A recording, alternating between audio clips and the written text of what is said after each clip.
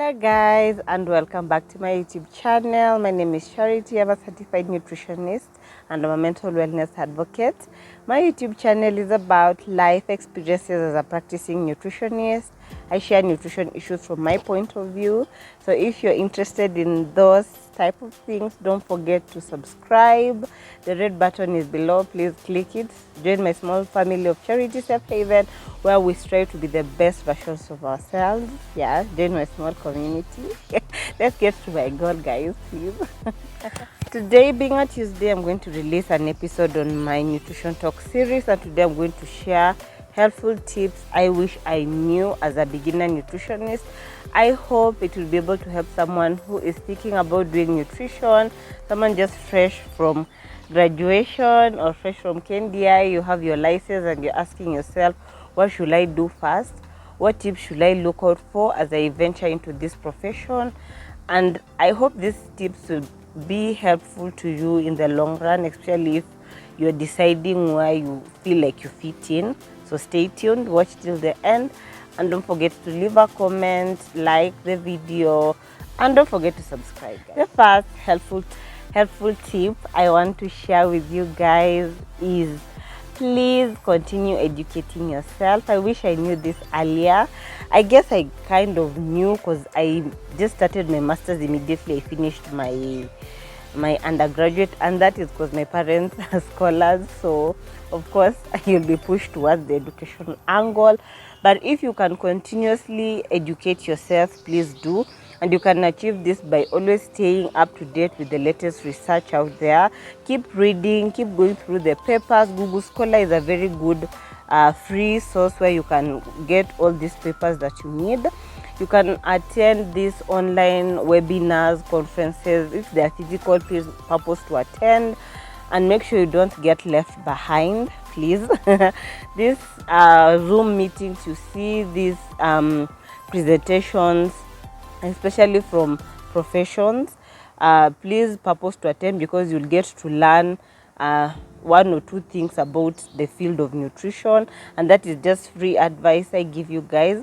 And then lastly, if you can get certification or specialization, please do. It's very, very important to set yourself aside, and I feel like I'll keep on repeating this point because for me, I wish I knew. I would have specialized in the area of my interests, which is diabetes, mother and child, so that I can just purely focus on those two and not do a general thing where you find that there's some areas you're not comfortable in and some areas you just don't like. So you find that if you specialize in those things, you'll be able to just focus your energy on that, and you can be able to start building your own clientele, your own niche, and you can share information on this. The second helpful tip I would share with you, I wish I knew, was to develop a strong communication skills. And I usually tell you guys, with nutrition is how you package your information. If you're confident in what you say, people will buy your market. You know, if you're not comfortable with what you're saying or what you're telling people, find that most of the time people will not believe you, and then they will not take your word for it. So the communication skills is something that is personal to you. You have to work at it. It's a skill. You can attend these online classes about how to effectively communicate, how to put your message across without sounding like you're forcing someone to. You'll also learn how to be empathetic towards your client. You learn how to package your services and present them in a way someone will be interested in knowing more. And when you do all these things I had mentioned in my previous episode, you'll be able to build your clientele. You know, you'll be able to build that rapport with someone who is constantly watching you or someone who is constantly coming to you. And then with building rapport, you'll build credibility and trust, and then people will keep coming back to you, because whatever you've packaged, whatever you've recommended, and you've packaged this very well, someone will say, let me just try and see if it works. And if it works, you see that person will keep on coming back to you, and then they will recommend you to other people, and then you start building your brand slowly. So please, communication is key. Don't get angry easily, especially if you're counseling a patient or you're counseling a client and then they do not want to listen to you. It's okay. That is something that comes with a lot of experience and patience, but just continue working on your communication skills so that you can be good at it. The third tip I want to share is prioritizing evidence-based approaches, evidence-based plans. Please guys, we are professionals, let me just say that. So please, in every recommendation you make sure you've gone through all the guidelines, you've gone through all that is needed towards that angle, and you know, like when I tell this client this is what studies have shown, evidence has shown that this particular thing will work for this particular person, especially when it comes to weight loss, when it comes to weight management, when it comes to managing all these lifestyle diseases. Please make sure you do a proper evidence-based approach towards. Also be vigilant and critical about some of the nutrition misinformation out there.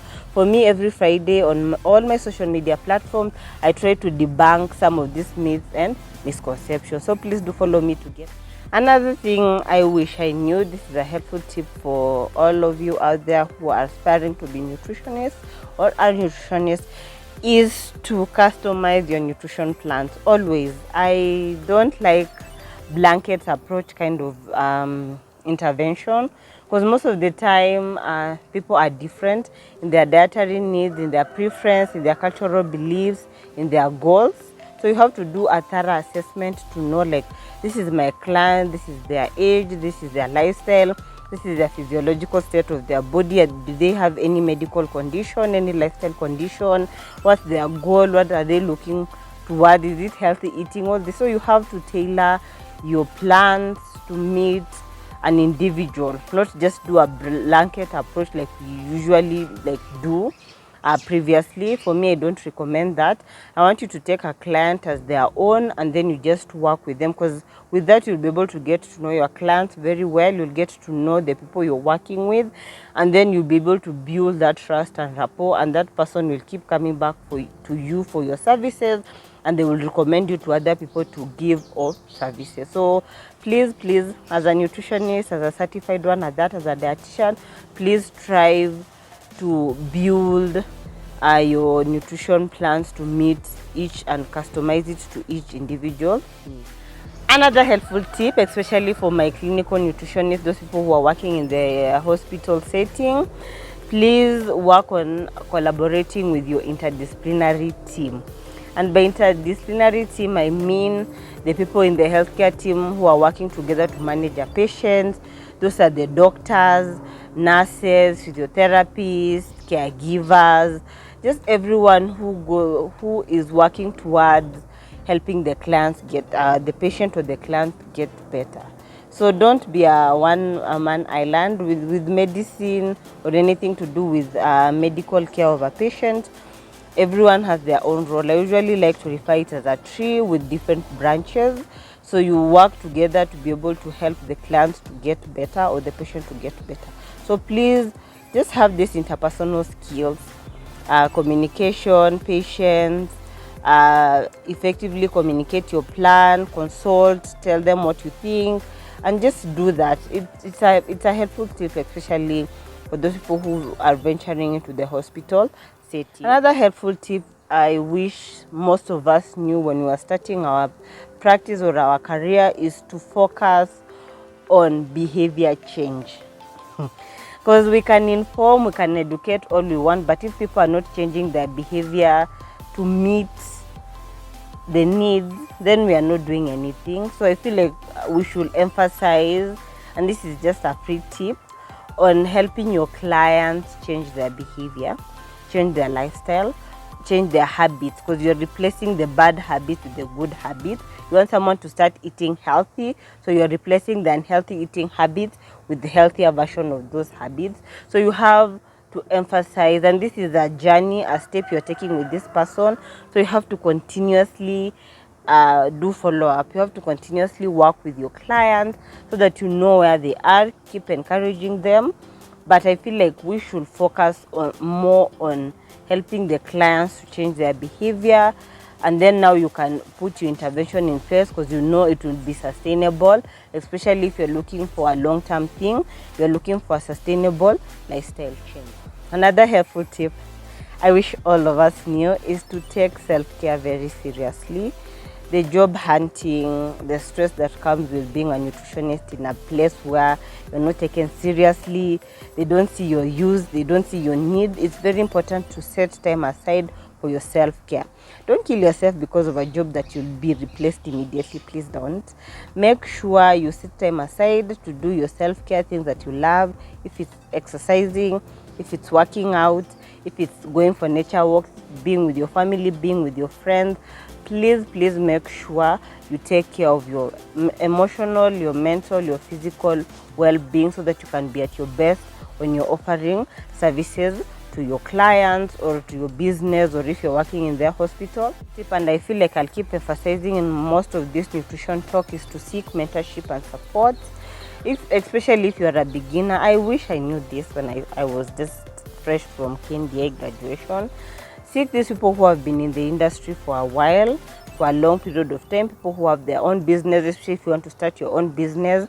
Seek mentorship from people who are in the clinical setting for more than 15 years. They have already experienced, they know what to look out for if you're venturing into the clinical setting. If you want to be a trainer, if you want to be a mentor, please seek those people who have been in the industry for a while. Learn to network, learn to collaborate with them, learn one or two things from them. And this also comes in handy. I've been attending a lot of webinars and conferences, and I feel like you get to interact with these people and you get to know like how you can package yourself, package your brand, package your services so that you can be able to get the clientele.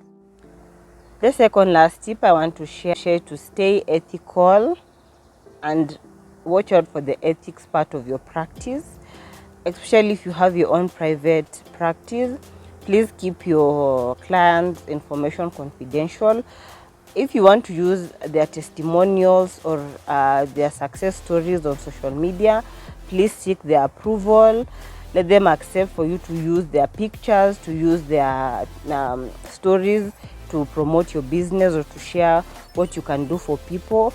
Don't blur the boundaries, especially when it comes to, I feel like people think like nutritionists we are around the clock, so they keep calling you at odd hours, late hours. Please learn to build that boundary with your clients.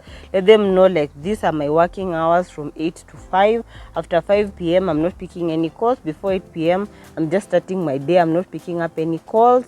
And set your appointments and your visits just by your working hours so that you can give yourself time for self-care. Don't overdo. Don't make your clients lose trust in you and your business. Just make sure you keep their private information confidential. The same way you'll have practice in the hospital, if you have your own businesses, the files are not for patients' consumption. Same way your files are not for patients' consumption. So you have to be very careful, especially when you're setting up and starting out your business. And then the last point and the last tip I wish I knew, and this will come in handy especially with self-care, is to celebrate your small wins. If you get clients, please celebrate, even if it's just one client, because it takes time for you to build your brand, takes time for people to get trust in you. So if you get people coming back to you asking you questions, feel proud, pat yourself on the back, and continue working on yourself to be the best. Don't dwell on the negative, because I know most nutritionists, we tend to dwell on the negative aspect because that is what the hand of fate has dealt people who have done nutrition, especially in countries where they don't see the need for nutritionists. So please celebrate your small wins. So guys, that's all I had for you today. Thank you so much for watching my video till the end. Don't forget to subscribe to my YouTube channel. Let's continue growing. And I hope this episode was helpful to you. Yeah, so please do follow me on all my social media platforms. Don't forget to leave a comment and like my video so that YouTube can push it out there for people to know. Let's continue being the best version of ourselves. Until next time, bye.